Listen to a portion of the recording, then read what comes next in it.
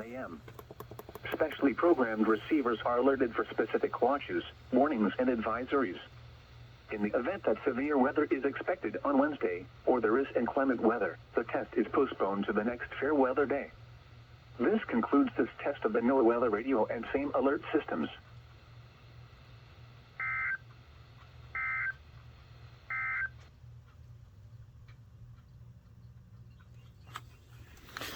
Okay.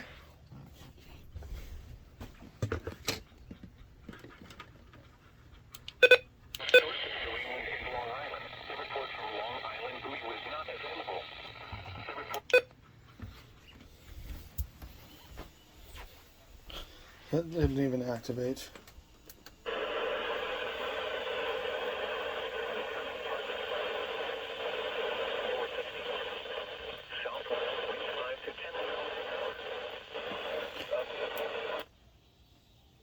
That didn't activate either.